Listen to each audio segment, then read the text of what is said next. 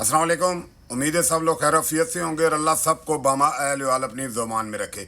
दोस्तों, हस्बे मामूल तीन चीज़ों पे बात करनी है। नंबर एक, जो एमरजेंसी की कुछ मखसूस साफ़ी या कुछ मखसूस लोग जो एमरजेंसी की गूंज या एमरजेंसी की आवाज़ें लगा रहे हैं कि पाकिस्तान में एमरजेंसी लग जाएगी, क्या ये मौजूदा हालात में पॉसिबल है या अदालतें इसकी इजाज़त देंगी, एक इस पर बात कर लेते हैं।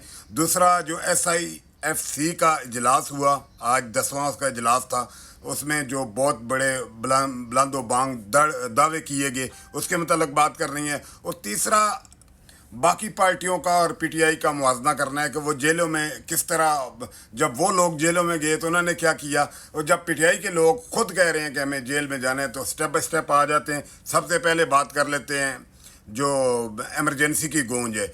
मैंने पिछले कुछ अर्सा पहले एक वीडियो में कहा था कि हमेशा जब भी मार्शल लॉ लगा है तो कंधा किसका इस्तेमाल हुआ, अदालतों का। हमेशा अदालतों ने उसको फेवर किया और अदालतों ने उसका साथ दिया। लेकिन मौजूदा हालात में अगर स्पेस वापस लेनी है अदालतों ने तो ये पॉसिबल नहीं नज़र आ रहा। अगर अदालतों ने अपना कंधा ना दिया तो एमरजेंसी तो आप भूल जाएं कि एमरजेंसी लगेगी। और पहले जो मार्शल लॉ या एमरजेंसियाँ लगती रही हैं उसमें मुल्क के हालात बहुत बेहतर थे, ख़जाना भरा हुआ था। अब तो हमारे पास तनख्वाह देने के लिए पैसे नहीं है तो एमरजेंसी लगा के आप बैल मुझे मारने वाली बात है। और जब तक, सबसे मेन जो चीज़ है, जब तक अदालतें साथ नहीं देंगी तो उस वक्त तक ये नहीं हो सकता। लेकिन एक और अदालतों के से याद आया कि काजी फायज ईसा साहब जब चीफ जस्टिस नहीं थे, वो जो जुडिशल लॉ थे उनकी बात करते थे कि भाई ये इस तरह नहीं होना चाहिए, ये लॉ इस तरह नहीं है।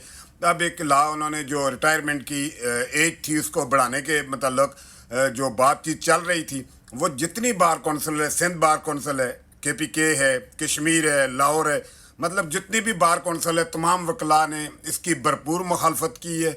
और सॉरी, वो रस्ते में आके जितनी भी बार कौंसिल हैं वो काजी साहब के इस फैसले के ख़िलाफ़ खड़ी हो गई हैं, जो कि काजी साहब खुद ये पहले कहते थे जब वो चीफ जस्टिस नहीं थे कि इस तरह नहीं होना चाहिए, लेकिन अब वो उन्होंने खामोशी इख्तियार की हुई है और उनकी मौजूदगी में ये फैसले हो रहे हैं। लेट्स सी, आगे देखते हैं ये कहाँ तक जाता है सिस्टम।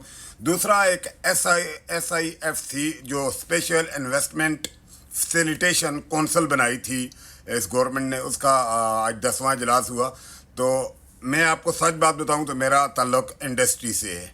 इंडस्ट्री में कौन सी नई इन्वेस्टमेंट आई है, कौन सी नई इंडस्ट्री लगी है। शेखुपुरा में कुछ पुराने ग्रुप थे पॉलीप्रोपिलीन की या पॉली से रिलेटेड कुछ इंडस्ट्रियाँ हैं जो वहाँ पे लगी हैं, क्योंकि वो फ्री जोन था कायद-ए-आज़म शेखुपुरा कायद-ए-आज़म इंडस्ट्रियल स्टेट में।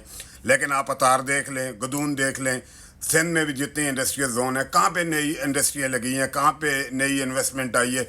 वही पुराने ग्रुप हैं, उन्होंने फ्री जोन में 2-4 इंडस्ट्रियाँ लगाई हैं और वो पुराने लोग जो उन्होंने रखे हैं, जो लोगों को जॉब मिली हैं, वो पुराने ही लोग, कोई समुंदर पार से आए हैं जो पाकिस्तान से गए हुए थे, वही वापस आए हैं और वही लोग उन 3-4 इंडस्ट्रियों में वही लोग हैं। कोई नई इन्वेस्टमेंट नहीं आई, कोई नई जॉब किसी को नहीं मिली। वही ये इनकी जो शरह मुकर्रर की थी, वो जो मैं पिछली वीडियो में मैंने कहा था कि पिछले 50 सालों में कम तरीन सतह पे है।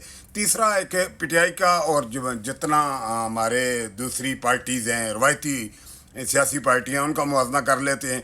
कल इससे याद है, यास्मीन राशिद साहब हॉस्पिटल में आई और जब वो ठीक हुई तो उन्होंने कहा जी मुझे जेल भेज दें। तो डॉक्टरों ने कहा जी नहीं, आप 2-4 दिन रुकें, आपकी तबीयत ठीक नहीं है। तो वो फोर्स करके कह रही हैं कि नहीं, मुझे जेल भेज दें, जेल ही मेरा घर है, मैंने वहीं पे रहना है।